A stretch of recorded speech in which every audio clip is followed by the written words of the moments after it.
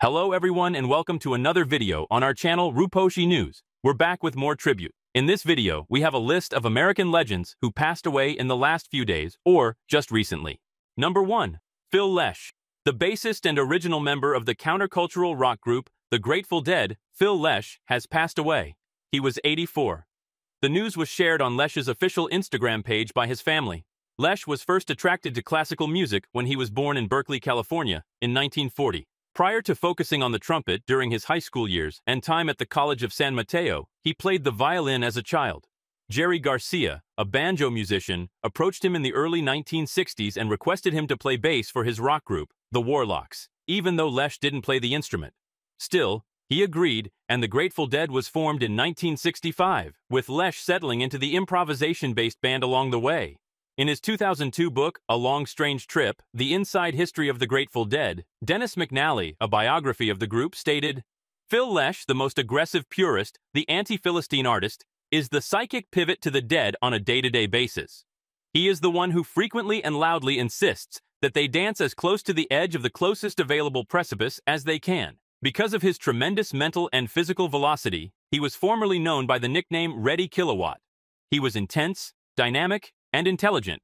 Lesh went on to sing lead vocals on some of the Dead's most iconic songs during their decades of musical longevity and reinvention. These songs include Box of Rain from the 1970 album American Beauty, which he co-wrote with longtime Dead lyricist Robert Hunter, and Unbroken Chain from the 1974 album From the Mars Hotel. Following Garcia's passing in 1995, Lesh went on tour as The Other Ones, and then The Dead, with keyboardist Bruce Hornsby, Bob Weir, and Mickey Hart.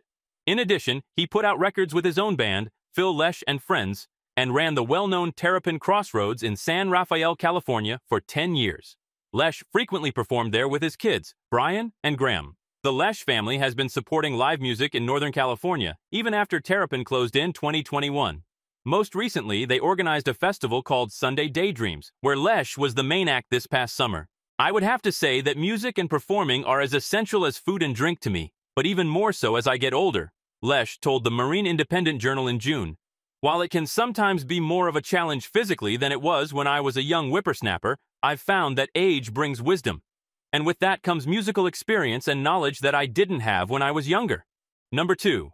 Amir Abdur-Rahim. One of the most talented young collegiate basketball coaches, Amir Abdur-Rahim of South Florida, passed away Thursday at the age of 43, the university said. According to the school, Abdur-Rahim passed away as a result of difficulties that developed when he was receiving medical treatment at a hospital in the Tampa region. In a statement, USF Athletic Director Michael Kelly said, "We at South Florida Athletics are all in mourning with Coach Abdur-Rahim's family. He was genuine, motivated, and enthralled Bulls Nation with his contagious charisma. Our student athletes, the university, and the community all benefit from Coach Abdur-Rahim's long-lasting influence. In order to provide his family, team, and athletic staff the tools they need to cope with this devastating loss, we are assisting those closest to him." Last season, Abdur-Rahim led the South Florida men's team to one of the nation's largest comebacks, leading the Bulls to their first AAC regular season championship and a program record 25 wins. The school had just once finished above 500 overall since 2012 and had never finished 500 in the AAC before Abdur-Rahim took control in 2023. The AAC Coach of the Year award went to him. For the first time in the school's history, the Bulls were also listed in the men's AP Top 25, where they held the number for 2 weeks in late February and early March.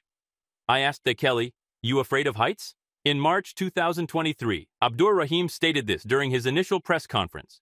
"Because you're going to have to get up on that ladder one day to cut down those nets." Before relocating to South Florida, Abdur-Rahim played 4 seasons at Kennesaw State, where he helped the Owls qualify for the 2023 NCAA tournament. From 1 victory in his first season as head coach to 26 in his last, he was the mastermind behind a remarkable program overhaul. In 2023, he was selected ASUN Coach of the Year and received the Hugh Durham Award, which is given yearly to the greatest mid-major coach in the country. There are others who have visited and are invested in this initiative. After Kennesaw State won the Atlantic Sun tournament, Abdur-Rahim told ESPN, "It was a place without any identity, but it was on the verge of being able to do something really special." It's nuts, to be honest with you. Abdur-Rahim is the younger brother of NBA veteran and former California star Shareef Abdur-Rahim, who is currently the NBA G League president. Abdur Rahim, a long-standing assistant coach, has served on staffs at Murray State, Georgia Tech, Charleston, Texas A&M, and Georgia. The Atlanta native assisted the Bulldogs in acquiring Anthony Edwards, a top 5 prospect, who would go on to be the first pick in the 2020 NBA draft, while he was a member of Tom Crean's staff at Georgia. Abdur Rahim called Edwards to obtain his approval before departing Georgia for Kennesaw State. A friendship that has been developing for 4 years is what it means to sign a player like Anthony. During the 2022 Coaching Origins podcast, Abdur Rahim stated, "There were people around it that I had real relationships with that trusted myself and the coaching staff at Georgia that trusted me to be there. Hey dude, I got this opportunity, but if you need me here, I'll remain," I told Anthony over the phone before accepting the job. I have no problem with that at all. Without those relationships, which I refer to as true relationships, I would not have been able to bring in the players that I have. Whether or not I had the child, I was going to be okay with that person over there, and they were going to be okay with me no matter what. Abdur Rahim spent 3 seasons at Southeastern Louisiana playing under Billy Kennedy, who he would eventually coach at Texas A&M and Murray State. In addition to finishing in the top 10 in school history for points, 3-pointers made, and steals, he was selected to the All-Southland team 3 times. Coach Abdur Rahim quickly left a lasting impression on the University of South Florida. He brought an unrivaled enthusiasm, achieved unprecedented success, and helped create unforgettable memories for Bulls Nation in his first season as our head coach, stated USF President Rhea Law. Coach Abdur Rahim's leadership encouraged me throughout my time with him, and I genuinely appreciated his genuine approach to building relationships with all of our students. He will always have an impact on our student athletes, coaching staff, and university community. The American Athletic Conference released a statement saying, "We are devastated to hear of the tragic passing of Amir Abdur Rahim. Amir became one of the greatest college basketball coaches in just 5 years, leading both South Florida and Kennesaw State to previously unheard-of heights of achievement and winning conference titles." Number 3. Sarah Dancer. According to Hawaii News. Now on Wednesday, Sarah Dancer, star of the reality show Naked and Afraid, her away after a car accident in Honolulu, Hawaii. Her age was 34.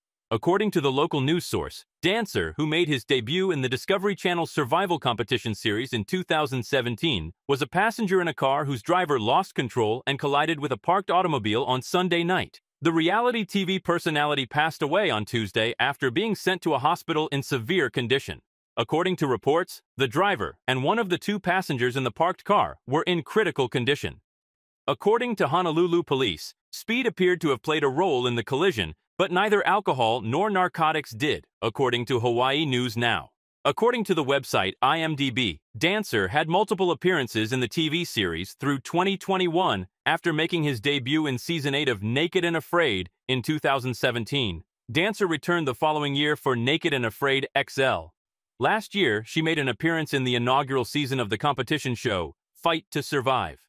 Requests for comment were not immediately answered by representatives of Warner Bros. Discovery, the company that owns the Discovery Channel, or the CW, which broadcasts Fight to Survive. According to Hawaii News Now, Dancer was a Colorado native who had been residing in Hawaii for more than 10 years. On her Instagram feed, she shared pictures of her life in Hawaii. "Every day is boat day," was the comment she wrote when she posted a photo of herself in November, beaming and operating a boat. In October 2020, the reality TV personality revealed that she had received a breast cancer diagnosis earlier that year. She noted at the time, "Women typically do not begin getting breast exams until age 40. I was 29. It would have taken 11 years for the cancer to be discovered, and by then it would have been too late if I had not been aware of my own body." According to Hawaii News Now, Dancer was employed by the scuba diving company Island Divers Hawaii, which honored her on social media on Thursday. The company remarked, "With heavy hearts, we bid farewell to a great captain and good friend. Sarah was a positive influence on everyone she interacted with. You will be sorely missed. Magical," according to Dancer's brother, who spoke with Hawaii News Now. Jake Dancer told the newspaper, "Sarah had this positive energy about her that just really filled the environment that she was in.